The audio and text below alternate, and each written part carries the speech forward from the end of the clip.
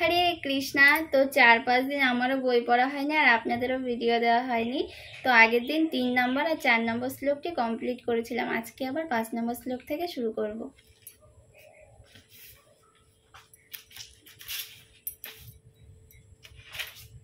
হরে কৃষ্ণা। তো প্রথম অধ্যায়ের 5 নম্বর শ্লোক। অনুবাদ। সেখানে ধৃষ্টকেতু, চেকিতান, কশিরাজ, পুরোজিত, কুন্তিভোজ ও শৈশবের মতো অত্যন্ত বীর বলবান যোদ্ধারাও রয়েছে। সেখানে রয়েছেন অত্যন্ত বলবান যুধামন্যু, প্রবল পরাক্রমশালী উত্তমৌজা, সুভদ্রার পুত্র এবং দ্রৌপদীর পুত্রগণ। এই সব যোদ্ধারা সকলেই মহারথী। হে দ্বিজোত্তম, আমাদের পক্ষে যে সমস্ত বিশিষ্ট সেনাপতিগণ সামরিক শক্তি পরিচালনার জন্য রয়েছেন, আপনার অবগতির জন্য আমি তাদের সম্বন্ধে বলেছি। হরে কৃষ্ণা। তো 5, 6, 7 নাম্বার শ্লোক একসাথেই ছিল, আর এর কোনো অনুবাদ দেখতে পাচ্ছি না। 8 নম্বর শ্লোকের অনুবাদ। সেখানে রয়েছেন আপনার মতো ব্যক্তিত্ব ভীম, কর্ণ, কৃপাচার্য, অশ্বত্থামা, বিকর্ণ ও সোমদত্তের পুত্র ভূরিশ্রবা, যারা সর্বদা যুদ্ধে বিজয়ী হয়ে থাকে। তাৎপর্য: যুদ্ধে চিরজয়ী অসাধারণ বীরদের কথা দুর্যোধন এখানে উল্লেখ করেছে। বিকর্ণ দুর্যোধনের ভাই, অশ্বত্থামা দ্রোণাচার্যের পুত্র এবং সৌমদত্তি বা ভূরিশ্রবা বাল্মীকির রাজার পুত্র। কর্ণ অর্জুনের বৈপ্রিত্রেয় ভ্রাতা, কেননা রাজা পাণ্ডুর সঙ্গে বিবাহের পূর্বেই কুন্তী দেবীর কোলে তার জন্ম। কৃপাচার্যের যমজ ভগ্নীর সঙ্গে দ্রোণাচার্যের বিবাহ হয়। 8 নম্বর শ্লোকটাও অনেক ছোট, তো 9 নম্বর শ্লোকটাও পড়ে দিই। অনুবাদ। আরও বহু বীর রয়েছেন যারা আমার জন্য তাদের জীবন ত্যাগ করতে প্রস্তুত।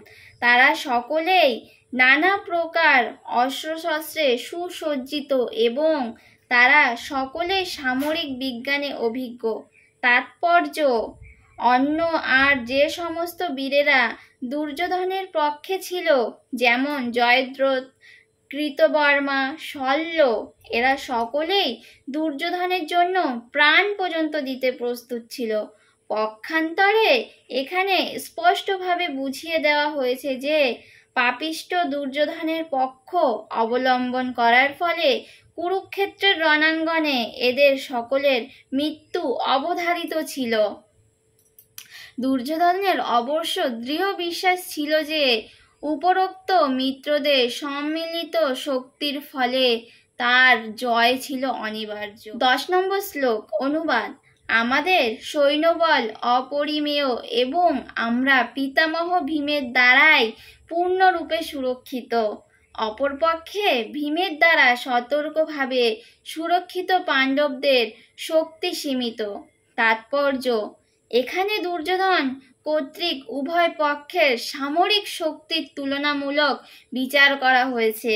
যে ভেবেছিল যে সর্বাপেক্ষা অভিজ্ঞ সেনাপতি পিতামহ ভীমের দ্বারা বিশেষভাবে সুরক্ষিত হওয়ার তার সময়ের শক্তি অপরিমেয় ছিল, পক্ষান্তরে ভীষ্মের সম্মুখে নিতান্তই অপেক্ষাকৃত কম অভিজ্ঞ সেনাপতি ভীমের দ্বারা রক্ষিত হওয়ার ফলে পাণ্ডবদের সৈন্যবাহিনী ছিল সীমিত। দুর্যোধন চিরকালই ভীমের প্রতি ঈর্ষাপরায়ণ ছিল, কারণ সে জানত যে যদি তাকে কোনো দিন মরতে হয় তাহলে একমাত্র ভীমের হাতেই তার মৃত্যু হবে।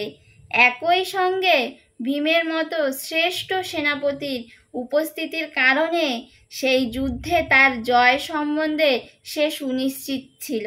যুদ্ধে জয়লাভ করার বিষয়ে সে নিঃসংশয় ছিল, সেটি সে প্রতিপন্ন করেছে। হরে কৃষ্ণা। তো 10 নম্বর শ্লোক এখানেই শেষ। আজকে 5, 6, 7, 8, 9, 10 5টা শ্লোক একবারে পড়ব। কালকে আবার 11 নম্বর শ্লোক থেকে শুরু করব।